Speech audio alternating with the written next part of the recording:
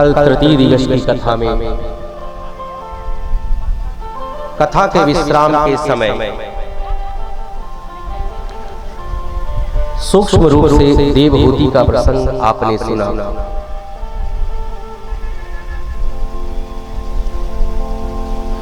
कपिल और देवहूति का जो संवाद है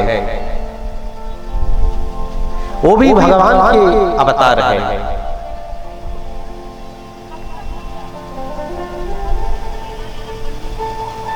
देवहूति ने अनेक तरह के प्रश्न किए। भगवान का जो प्राकट्य होता है किसी न किसी रूप में या किसी विशेष प्रयोजन के लिए होता है। सांख्य शास्त्र की स्थापना के लिए भगवान कपिल का अवतार हुआ। अपने मां को ही उपदेशित करते हैं और ऐसा उपदेश दिया कि मां की जो ग्रंथियां थी अज्ञान की वह सब खुल गई। संतों के विषय में बताया है, धर्मशास्त्रों के विषय में बताया है, भगवान के चिंतन के विषय में बताया है। जो सबसे बड़ा प्रश्न था कि पुत्र हम भगवान की शरण में जाना चाहते हैं लेकिन हमारा मन नहीं लगता। संसार में मुक्ति और बंधन का कारण हमारा मन है। कुछ भी अगर आपको जीवन में करना है तो पहले मन को सुधारिए आप।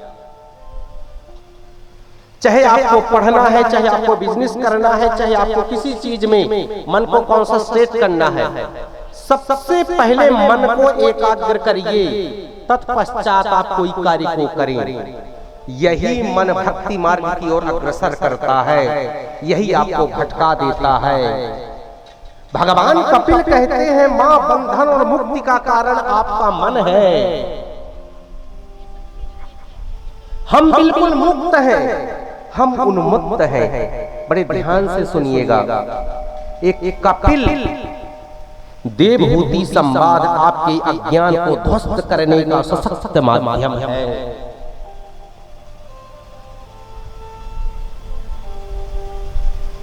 मन भी माया है, बंधन मन का है। आप तो सब गांव से हैं। किसी गाय और बैल को आप 1 महीने या 2 महीने आप रस्सी में बांधिए किसी खूंटे में मेरा जो प्रोनाउंसिएशन हो तो आप करिएगा अगर आप समझ सकते हैं तो। जो भी बोलते हैं लकड़ी का जो गाड़ते हैं नीचे, ठीक है, जिसमें गाय और भैंस को बांधते हैं 1 महीने तक बांधिए आप। बांधने के बाद 1 महीने के बाद उसी गाय को चरा करके लाइए बाहर से और एक नाटक करिए बांधने का गाय और भैंस को कि आप बांध रहे हैं उसी जगह में ले जाकर के, और आपको बांधना नहीं, सिर्फ स्वांग करना है, नाटक करना है। आप देखेंगे कि गाय वहीं रात भर खड़ी रहेगी।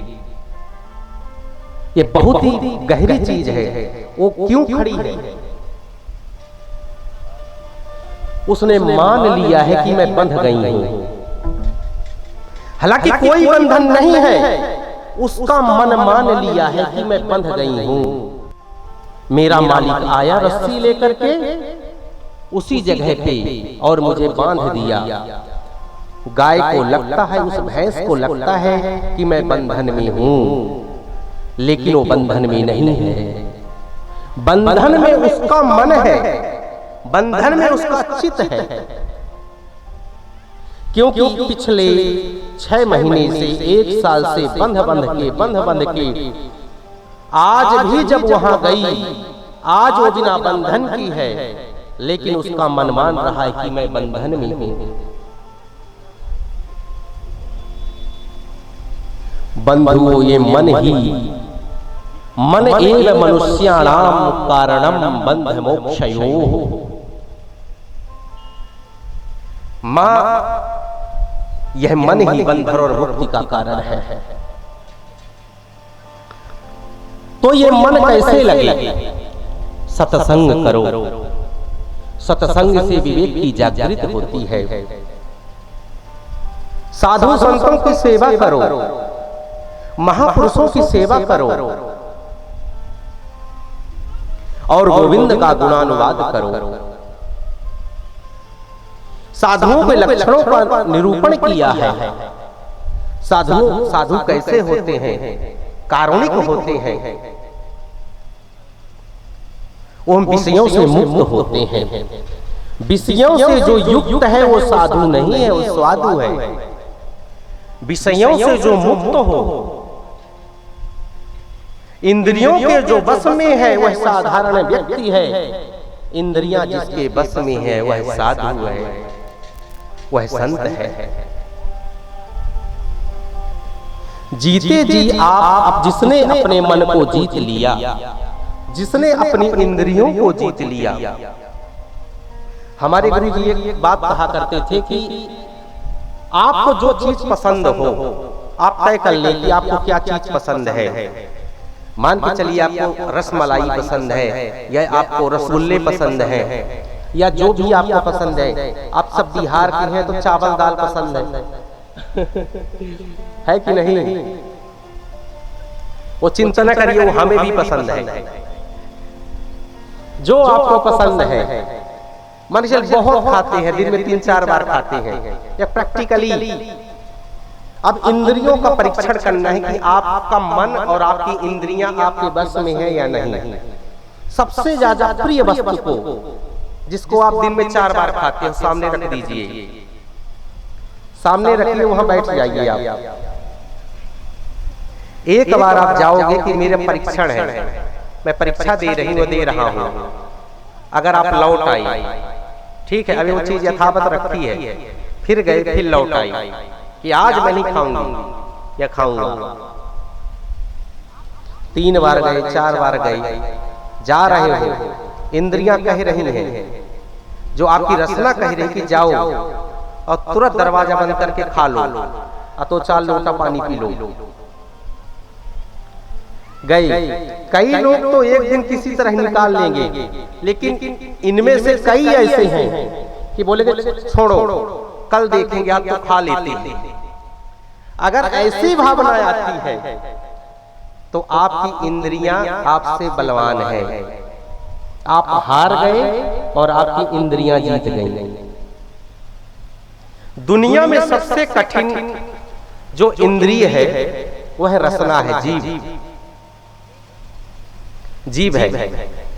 इसमें जिसने कंट्रोल कर लिया, कई लोग बहुत खाते हैं, जो बहुत तरह तरह के खाता है, लोग खा रहे हैं, वो लोग डॉक्टर के यहां पहुंच जाते हैं।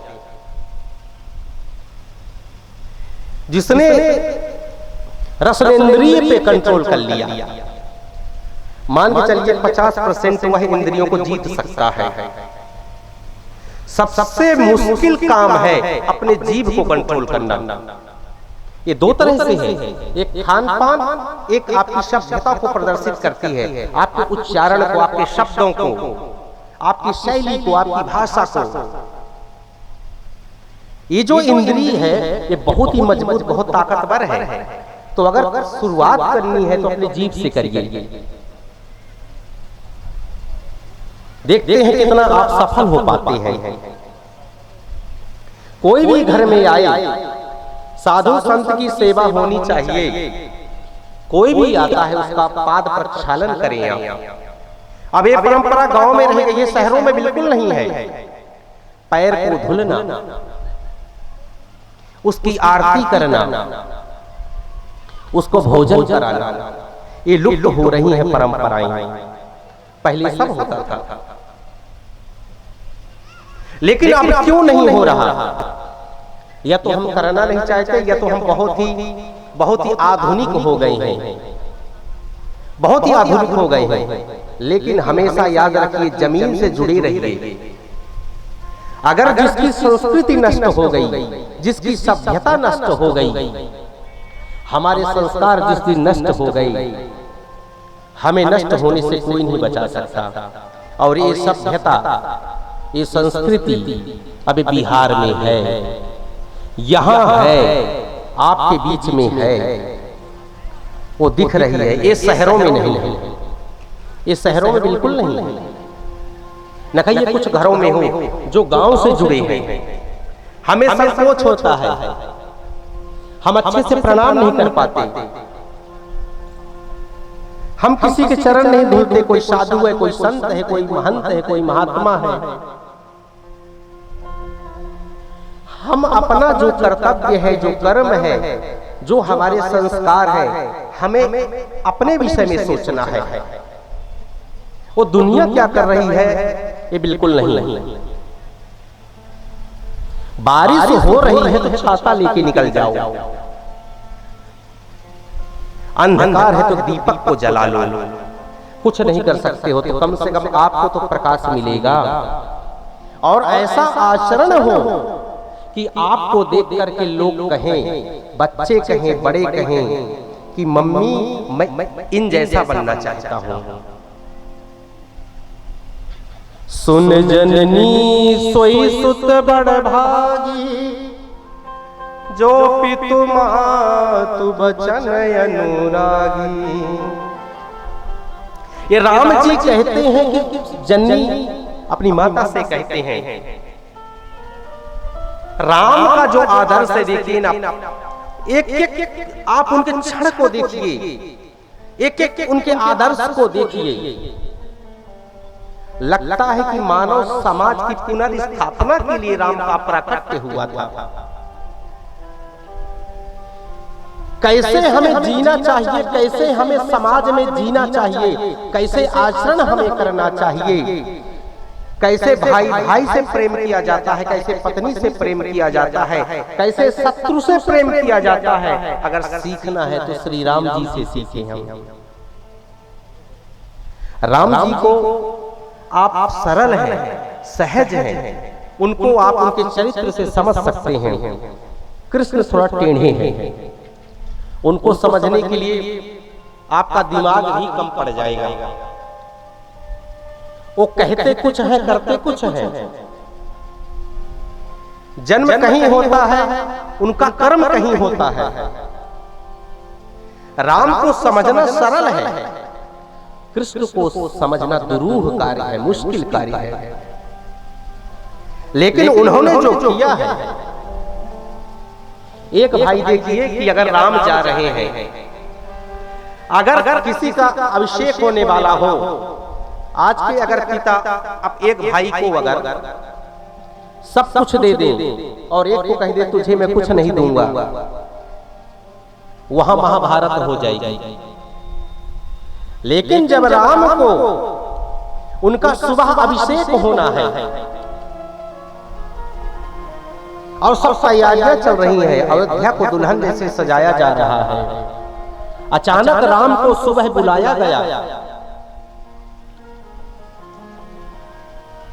और क्या कहा गया उनसे कि आपको जो है तो जंगल का राज दिया जाता है, 14 वर्ष का वनवास आपको दिया जाता है। राम को जब सिंहासन मिलने वाला था, तब भी राम के अंदर न खुशी थी, न कोई उत्साह था और न कोई दुख था।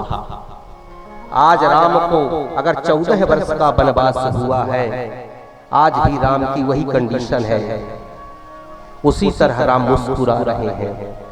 जब मां कौशल्या ने पूछा कि बेटा तुम तैयार क्यों नहीं हो रहे हो, तुम्हारा अभिषेक का मुहूर्त निकला जा रहा है, तो राम के आदर्श को देखिए। पिता दीन मोहि कानन राजू, पिता दीन मोहि कानन राजू, पिता दीन मोहि कानन राजू, पिता दीन मोहि कानन राजू। जहाँ सब भांति मोर बड़ काजू, जहाँ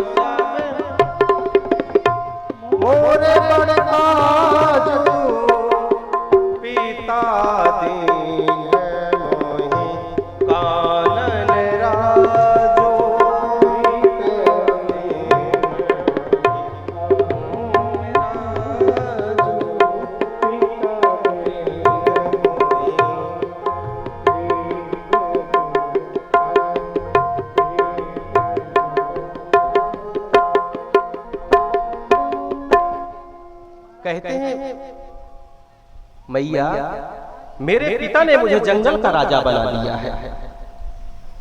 उन्होंने सोचा कि मेरा छोटा भाई यहाँ का राज्य संभाले, अयोध्या का राजा मेरा भरत बने और मैं जंगल का राजा बन जाऊं, क्योंकि मेरा भरत बहुत सुकुमार है। इसलिए मेरे पिता ने सोचा कि मैं जंगल का राजा बन जाऊं। पिता दीन मोहि कानन राजू, जहां सब भांति मोड़ बड़ काजू, और मैं वहां जाकर के एक आदर्श स्थापित करूं। राम के मन में कोई रोष नहीं है, कोई क्रोध नहीं है, कोई असंतोष नहीं है। राम उसी तरह प्रसन्न है जैसे पहले थे। तो इसलिए मैं कहता हूं कि हम रामायण को पढ़ते हैं, गीता को पढ़ते हैं, लेकिन मैं मंच से, इस व्यासपीठ से कहता हूं कि अपने जीवन में उसकी गहराई को समझिए, उसकी साइकोलॉजी को समझिए, उसके तत्व को समझिए, उसके विचार को समझिए, उसकी भावना को समझिए, उसके मूल सिद्धांत को समझिए। उस प्रकटीकरण ही दृष्टांत है, उसका विस्तार ही दृष्टांत है, लेकिन मूलतः जो सिद्धांत है उस सिद्धांत को आपको समझना होगा, तभी राम राज की स्थापना हो सकती है। एक भाई जो है छोटे भूमि के टुकड़े के लिए भाई भाई का शत्रु बन जाता है, दुश्मन बन जाता है। हम तो हिंदू हैं, हम सनातनी हैं, सब दुखी हैं। सबसे ज्यादा पिता पुत्र में लड़ाई हो रही है। लो पहले शत्रु बाहर का होता था, अंदर का ही है। क्यों? स्वार्थ के लिए। रामायण हमें हमेशा प्रेम में, याद रखिए बंधुओं, प्रेम में हरदम त्याग की भावना होती है। अगर आप सच्चा किसी से प्रेम करते हो तो उससे कुछ कामना मत करिए। प्रेम त्याग मांगता है, प्रेम प्रतीक्षा है, प्रेम त्याग है, प्रेम अभिलाषा है। जहां त्याग होता है, जिस प्रेम में त्याग होता है, वहां राम राज्य होता है। जहां पाने की अभिलाषा होती है, वहां महाभारत होता है। ये हमेशा याद रखें आप, अगर राम राज्य की स्थापना करना है तो हमें त्यागना होगा। हम त्यागना नहीं चाहते, हम तो पाना चाहते हैं और हम हड़पना चाहते हैं। ये भावना ना आपको सुखी करेगी, ना आपके परिवार को सुखी रखेगी। कभी आप त्याग करके देखिए, किसी को कुछ दे करके देखिए।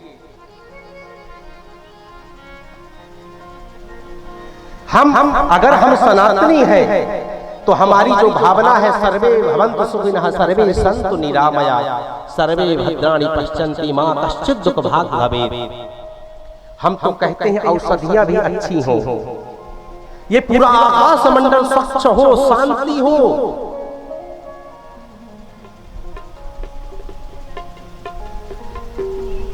हम कितनी चीजों को टॉलरेट करते हैं।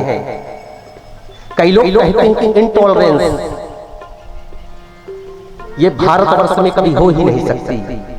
हिंदू सहिष्णु है, हिंदू के अंदर भगवान का अंश है, विशेष कृपा है। हमारे संस्कार ऐसे हैं, कोई ऐसा पौधा नहीं जिसको हम नहीं पूजते, कोई ऐसा पशु पक्षी नहीं जिसको हम नहीं चाहते। हम तो उसमें भी भगवान को देखते हैं। संत एकनाथ जी हुए, फुल्का बना रहे थे। फुल्का का मतलब रोटी। एक कुत्ता आया। भक्त का हरदम परीक्षण होता है माताओं। भगवान उसका परीक्षण करते हैं कि वस्तुतः ये ढोंग कर रहा है कि वास्तव में भक्त है। तो संत एकनाथ हुए। वो एक संत एकनाथ जी फुल्का बना रहे थे, रोटी का निर्माण कर रहे थे, रोटी बना रहे थे। और रोटी में क्या करते थे? घी लगा करके भगवान को भोग लगाते थे। लेकिन उस दिन वह रोटी बना रहे थे, हरि का गुण गा रहे थे। काम करते रहो, कृष्ण का नाम जपते रहो, यही सबसे बड़ी पूजा है। वह भगवान का नाम स्मरण कर रहे हैं, रोटी को बना रहे हैं। इतने में एक कुत्ता आया और रोटी को उठा करके भागने लगा। इस भाव को समझिए आप सब भक्त हैं। कुत्ता आया, रोटी को उठा करके भागने लगा। संत एकनाथ की दृष्टि कुत्ते पे पड़ी। संत एकनाथ संत होता है। संत एक क्षण में रो देगा। संत का कोई दुख नहीं होता है, उसका कोई परिवार, निजी परिवार नहीं होता है। संत का पूरा एक सार्वभौमिक विचारधारा होती है। उसकी जो थिंकिंग होती है यूनिवर्सल होती है। वह हमारे दुख को देख करके द्रवित हो जाता है, हमारे दुख को देख करके द्रवीभूत होता है, दुखी हो जाता है, अब व्यवस्थित हो जाता है। तो जब उन्होंने देखा कि ये कुत्ता आया, रोटी को उसमें घी नहीं लगा था, रोटी को लेकर के भागा, संत एकनाथ अपनी घी की कटोरी को लेकर के उस कुत्ते के पीछे दौड़ने लगे। हे, इस कुत्ते में लगता है मेरा मालिक बैठा है, मेरा गोविंद बैठा है, कहाँ भागे जा रहे हो? ये सूखी रोटी कैसे खाओगे आप आ जाओ, तनिक एक घी लगवा लो फिर खाना। कुत्ता पीछे मुड़ मुड़ के देख रहा था कि शायद कुछ कहे कुछ कहे कुछ कहे। कुत्ता दौड़ा, उसके पीछे संत एकनाथ भी दौड़ रहे हैं, बहुत दूर निकल गए कटोरी को लेकर के। आंखों में अश्रु धार रहा है कि कैसे सूखी रोटी को आप खाओगे प्रभु। जब कुछ दूर गए, कटोरी के सहित गिर गए, लड़खड़ा गए। भगवान वही कुत्ते के रूप में प्रकट हो गए। कुत्ते से भगवान चतुर्भुज रूप, बोले भक्त वत्सल भगवान की जय। भगवान प्रकट हो गए, एक नाथ को उठाया है, गले से लगाया है।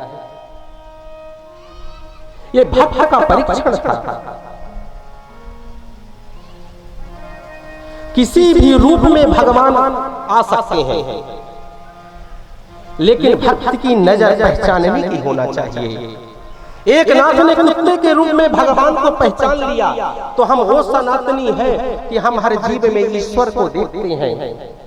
तो हम असहिष्णु कैसे हो सकते हैं? इंटॉलरेंस हमारे अंदर कैसे आ सकता है? पेशेंस हमारे अंदर है, हमारे अंदर ह्यूमैनिटी है, हमारे अंदर नेशनैलिटी है, हमारे अंदर क्वालिटी है। कोई ऐसा गुण नहीं है कि हमारे अंदर ना हो, क्योंकि सनातन के अंदर, सनातनी के अंदर ये सब सद्गुण कूट कूट के भरे होते हैं। जब हम छोटे होते हैं तो माँ सिखाती है, इसको प्रणाम करो, उसको प्रणाम करो, ये करो, वो करो। वो संस्कार हमारे अंदर शुरू से होते हैं। और हम सौभाग्यशाली हैं कि जो हमारा जन्म भारतवर्ष में हुआ है। अगर आप अपने सनातन धर्म की रक्षा नहीं कर सकते हो, अगर कहीं भगवान का अपमान हो रहा है, अगर आप वहां प्रतिकार उसका नहीं कर सकते तो उठ के चले जाओ, लेकिन निंदा कभी मत सुनिए आप, न भगवान की न संतों की निंदा। जो सुनता है उतना ही पापी है वो। अगर आप कुछ कर सकते हो तो करो, विरोध करो। अगर विरोध नहीं कर सकते हो तो उठ के चले जाओ, लेकिन आप सुनने का कोई अधिकार नहीं। कोई गाली दे रहा है और किसी भी रूप में रहो, गोविंद का स्मरण आपके जीवन में बना रहे। घरों में जो परंपरा थी वो परंपरा चालू रहनी चाहिए। हमेशा साधु संत किसी रूप में, भगवंत के रूप में आ सकते हैं, उनका विधिवत स्वागत करें, उनका सत्कार करें। अगर किसी का हम सम्मान नहीं कर सकते तो उसका अपमान हम कभी भी ना करें। यही गोविंद का चरित्र जो है हमें बताता है, यही कथा हमें सिखाती है। और आगे की जो कथा है, देवहूति का जो वंश था, देवहूति जी मुक्त हो गई अपने पुत्र के उपदेश से, उपदेशित होकर के। कपिल जी गंगा सागर की तरफ चले गए, आगे इनका वंश नहीं चला। और दूसरी जो इनकी बहन है आकृति का विवाह रुचि प्रजापति के साथ हुआ। और जो तीसरी बहन है प्रसूति, इनका जो विवाह है दक्ष प्रजापति के साथ हुआ। जब किसी व्यक्ति को, जो दक्ष है वो भगवान शिव से विरोध करते हैं, जब किसी को पद प्रतिष्ठा मिलती है ना, उसके अंदर अनायास ही क्या आ जाता है? अभिमान आता है। भगवान शिव का दक्ष प्रजापति ने बहुत अपमान किया। ऐसे ही कि मैंने बहुत बड़ी गलती की, अपनी बेटी का विवाह इस बाबा से कर दिया, जिसके रहने का ठिकाना ना खाने का कुछ भी नहीं है, बहुत बड़ी गलती कर दी। और यही दक्ष प्रजापति के यहाँ एक बहुत विशाल यज्ञ हुआ। दक्ष ने सभी देवताओं को आवाहन किया, सभी को आमंत्रित किया, सभी को बुलाया। प्रभुता पाहि काहि मद नाहि,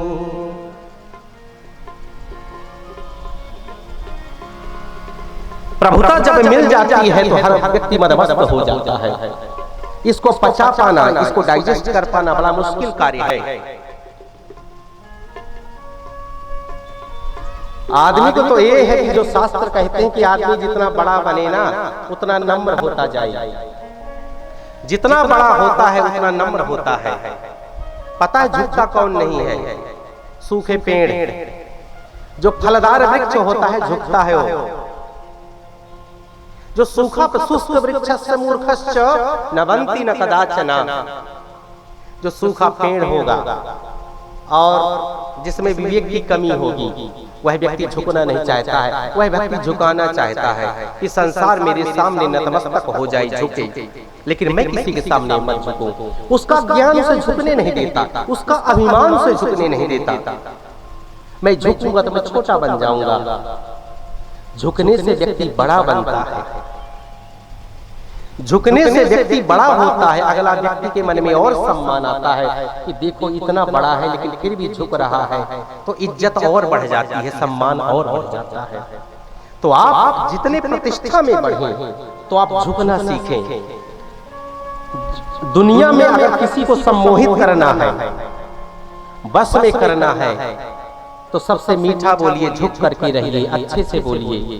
जैसे हमारे सिंह साहब बैठे हैं, जैसे उनकी धर्म पत्नी जी हैं, ये पत्थर को भी अपना बना सकते हैं। ऐसा है हृदय होना चाहिए, ऐसा भाव होना चाहिए।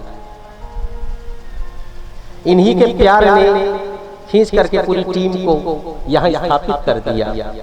इन्हीं के प्यार ने और कृष्ण के वात्सल्य ने, कृष्ण की भक्ति ने आज सब कितना सुंदर लग रहा है। प्रांगण में सभी बैठे हैं, कितने प्रसन्न इनके पूर्वज होंगे। इन्होंने अपने 21 पीढ़ी को मुक्त कर दिया। इनके पिता, इनके पूर्वज इनके ऊपर विशेष कृपा कर रहे हैं।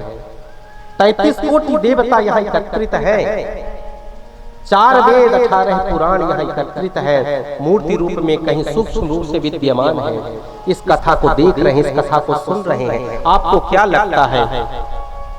कृष्ण के साथ 33 कोटि देवी और देवता, गंगादि नदियां, तीर्थ, पर्वत, औषधियां, ब्रह्मा विष्णु महेश इंद्रादि दिक्पाल नवग्रह देवता, पितर नाग गंधर्व ऋषि मुनि सब यहाँ आते हैं जहाँ कथा होती है।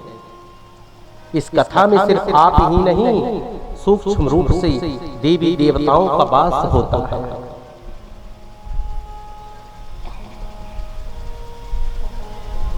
और जो निमित्त बनता है, सोचिए सबसे ज्यादा पूर्वज प्रसन्न होते हैं जब कोई शुभ कार्य करते हो, और जब आप अशुभ कार्य करते हो तो पितर आपके नाराज हो जाते हैं कि मेरे खानदान में, मेरे कुल में जन्म लेकर के एक कैसा कलंक पैदा हुआ है कि यह अन्याय कर रहा है, पाप कर रहा है।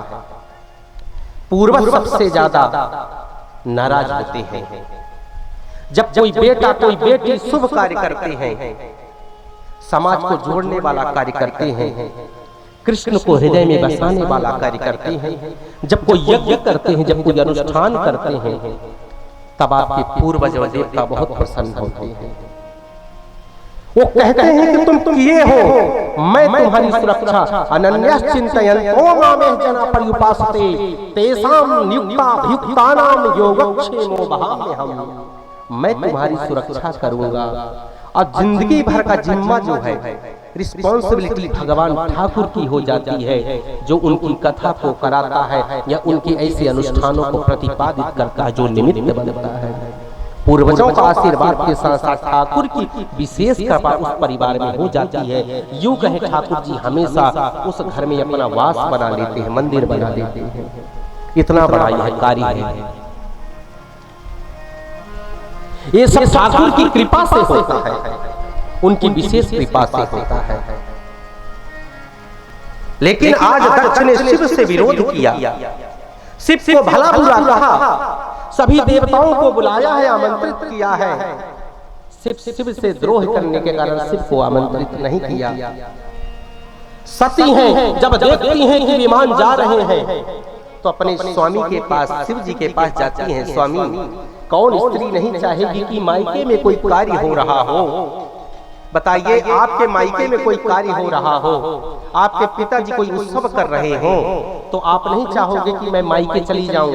उसमें भी अगर बहन आ रही हो, बुआ जी आ रही हो, फूफा जी आ रहे हो और सहेलियां आ रही हो, तो आप तो चाहोगे कि पति को बांध करके भी जाना पड़े तो आप चले जाओगे।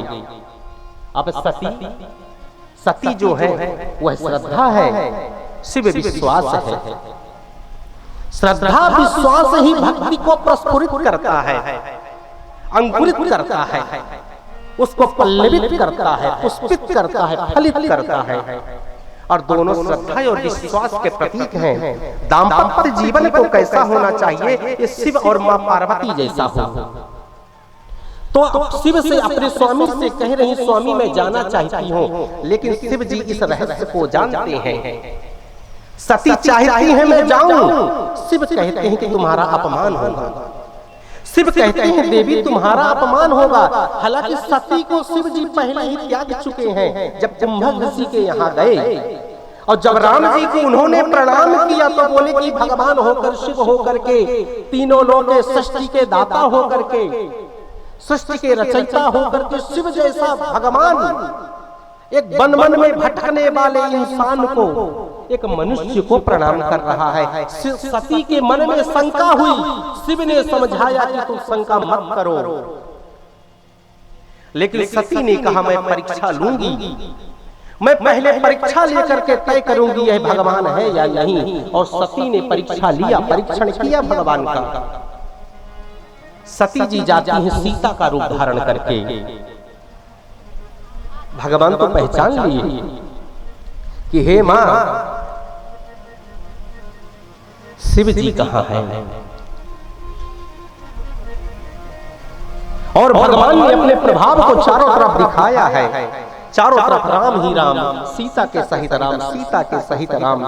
सती बहुत ही उनको लज्जा हुई, बहुत ही ग्लानि हुई कि मैंने परीक्षा लेकर के बहुत गलत काम किया। स्वामी कह रहे थे, शिव कह रहे थे परीक्षा मत लो। और जब लौटी तो शिव ने कहा क्यों? परीक्षा हो गई। सती ने कहा मैंने तो आप जैसा ही प्रणाम किया और वापस आ गई। शिव से भी सती ने झूठ बोला। भगवान शिव ने सोचा कि यह तो मेरी मां का, मेरे इष्ट की सीता का रूप बदल करके परीक्षण के लिए गई थी, तो मैं सती का अपने जो मेरा इष्ट हो, जो सीता का रूप धारण कर ली है, मैं अपने पत्नी के रूप में उसे कैसे स्वीकार कर सकता हूं? मन ही मन शिव ने सती का परित्याग कर दिया। और आज वही सती कह रही मैं अपने मायके जाऊंगी। भगवान शिव ने बहुत समझाया मत जाओ, तुम्हारा अपमान होगा। सती इग्नोर कर दिया, चल दी। जब चल दी तो बोले कि ठीक है तुम जाओ, जैसे भगवान की कृपा। ऐसे ही जब कोई कार्य आप पूर्ण प्रयास कर लो, जब आप किसी परिवार वाले को आप बातचीत से समझा लो, जब कोई बिगड़ ही गया हो तो समझाओ पहले उसे, उसको मनाओ। मनाने के बाद जब आप हार जाओ तो यही कहो कि ठाकुर जी जैसे आपकी इच्छा, फिर भगवान को समर्पित कर दो।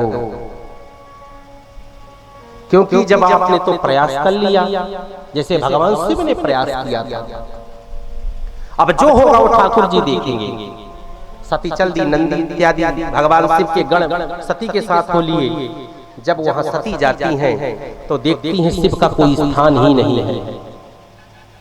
सिर्फ एक माता जो है बड़े मुस्कुराते हुए, बड़े प्रसन्न मुद्रा में माता अपनी बेटी को गले से लगाया है। जो बेटी होती है दो खानदान को, अपने पिता पक्ष को, अपने पति के पक्ष का तरण तारण करती है। बेटा तो एक तरफ ही करता है। और एक चीज हमेशा याद रखिए आप, बेटा माँ का भले परित्याग कर दे, लेकिन बेटी अपने ससुराल से लड़कर भी अपने माता पिता की सेवा के लिए कुछ भी उसे छोड़ना पड़े, वह सब कुछ छोड़ देगी, लेकिन अपने माता पिता की आंखों में आंसू नहीं देख सकती। ये बेटी का आदर्श है। बेटा तो चेंज हो जाता है, लेकिन बेटी ऐसी होती है कि अपने पिता की आंखों में आंसू नहीं देख सकती, अपनी मां की आंखों में आंसू नहीं देख सकती। बेटी दो कुलों को तारती है, बेटा एक कुल को तारता है। मां तो मां होती है, मां ने सती को गले से लगाया है। जब सती ने परीक्षण किया, जब निरीक्षण किया यज्ञशाला का, शिव का कहीं भी स्थान नहीं देखा, अपने पिता से बहुत ही तीखे शब्दों में सती की बातचीत हुई। सती क्रोधित हुई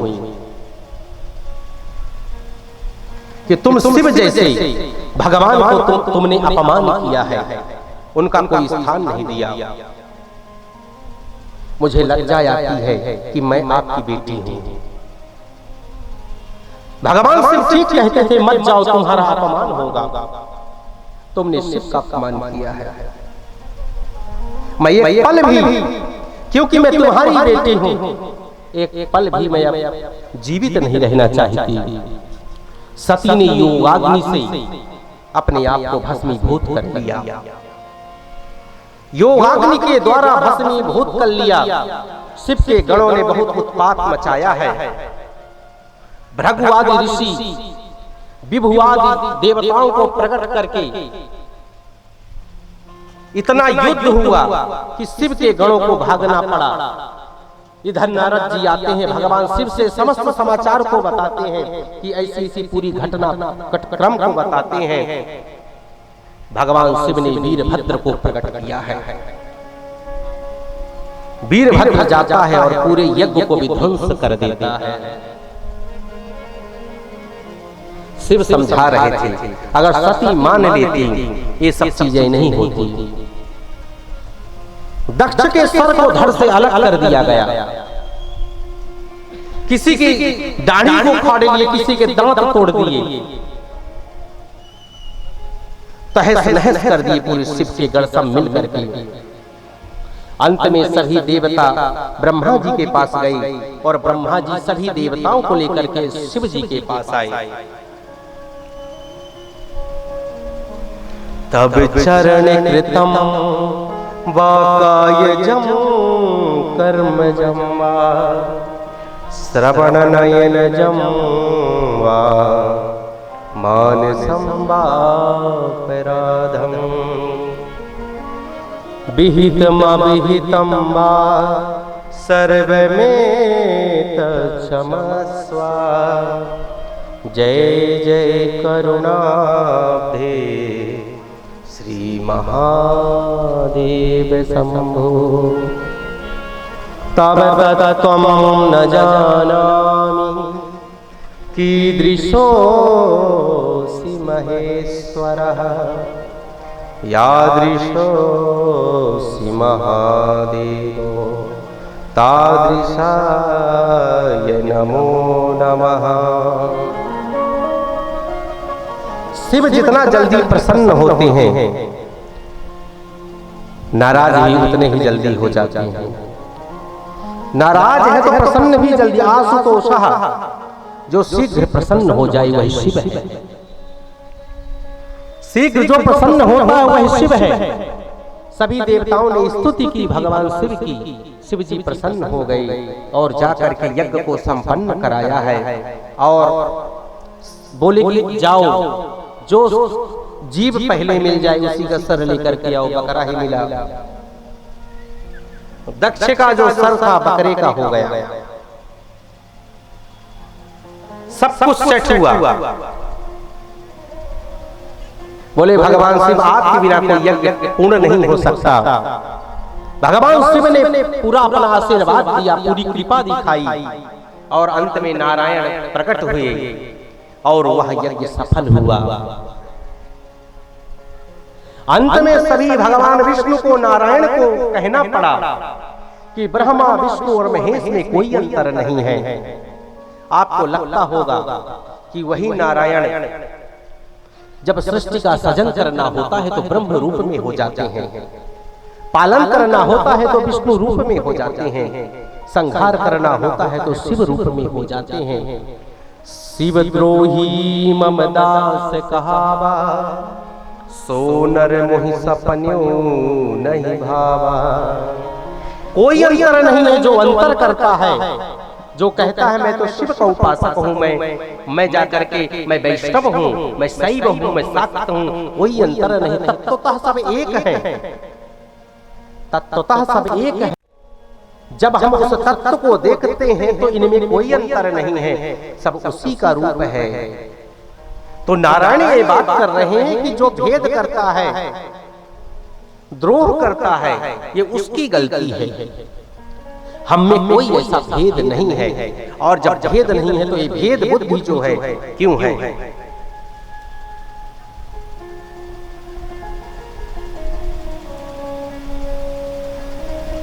तो कभी कभी हमें अपने बड़ों की जो इच्छा है उसके अनुरूप भी चल लेना चाहिए।